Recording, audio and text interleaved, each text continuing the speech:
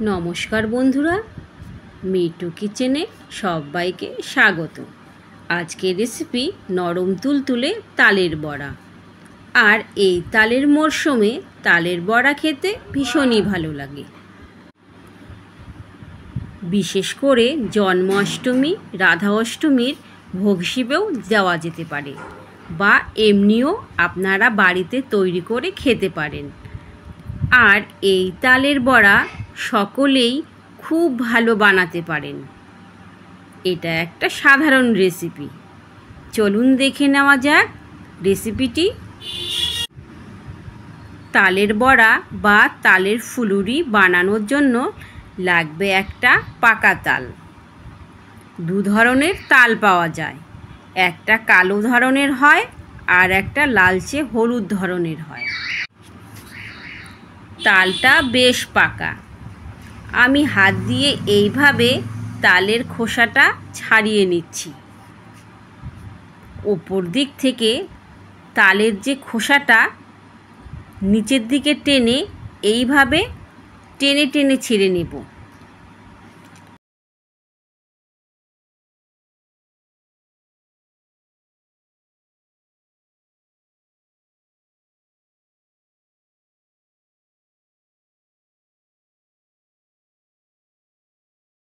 প্রথমে আমি সম্পূর্ণ খোসাটা ছাড়িয়ে নিয়েছি। এবারে আটিগুলো ভাগ করে জলে ভিজিয়ে রাখব 10 থেকে 15 মিনিটের জন্য। জল দিয়ে ভিজিয়ে রাখলে তালের তেতো ভাবটা চলে যায়। এখন ছিদ্রযুক্ত ছাঁকনি নিয়ে এর মধ্যে আমি এইভাবে ঘষে নেব।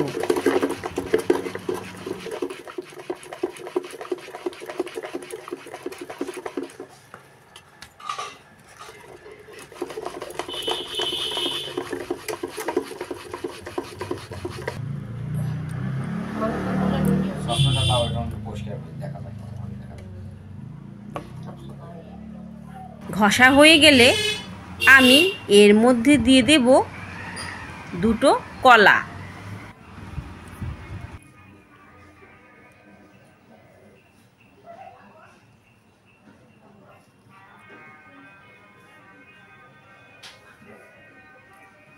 চিনি,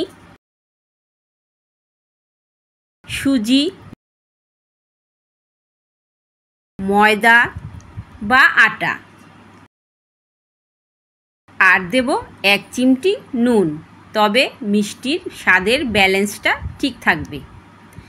এবার সব কিছু ভালো করে একসঙ্গে চটকে চটকে এইভাবে মেখে নেব।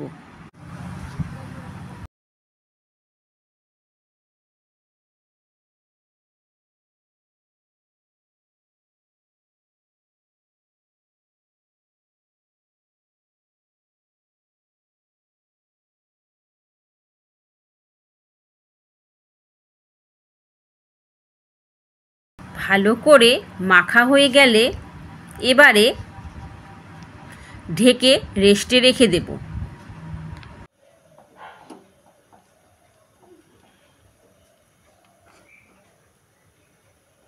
গ্যাসে একটা ছোট্ট কড়াই বসিয়ে গরম করে নেব।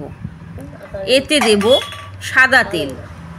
চেষ্টা করবেন এই রকম ছোট্ট কড়াই নেওয়ার। ফুলুরি যেহেতু ডুবো তেলেই ভালো হয়, ছোট্ট কড়াই নিলে অল্প তেলেই হয়ে যাবে। এবারে এইভাবে একে একে ফুলুরিগুলো তেলের মধ্যে দিয়ে লো আঁচে ভেজে নেব। আঁচ কমিয়ে অবশ্যই ভাজবেন, না হলে উপরটা পুড়ে যাবে আর ভেতরটা কাঁচাই থেকে যাবে।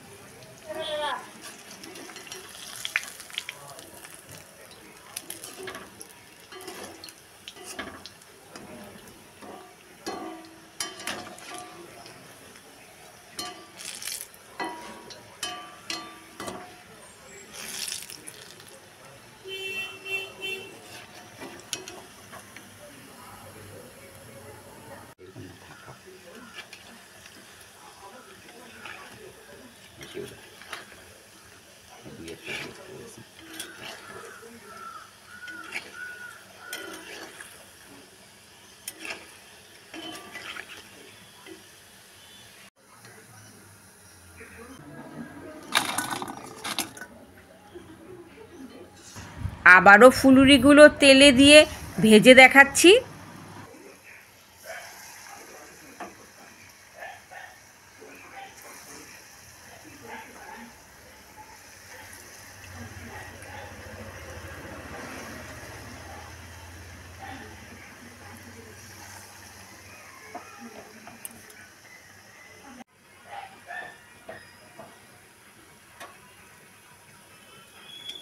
উল্টে পাল্টে সবগুলো লালচে করে ভেজে নেব।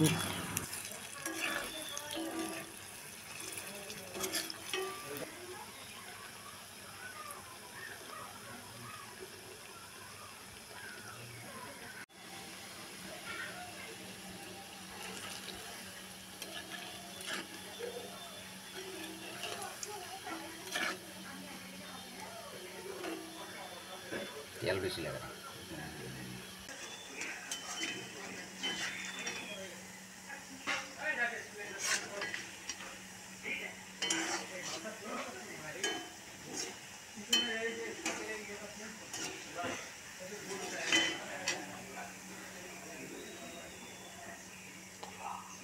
ভাজা হয়ে গেলে তেল ঝরিয়ে তুলে নেব।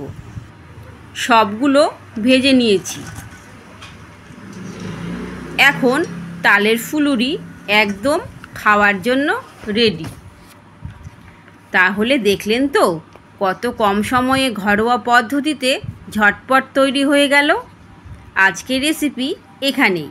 ভালো লাগলে লাইক কমেন্ট শেয়ার করে চ্যানেলটি অবশ্যই সাবস্ক্রাইব করে আমার পাশে থাকবেন। তাহলে সবাইকে ধন্যবাদ। সবাই ভালো থাকবেন, সুস্থ থাকবেন।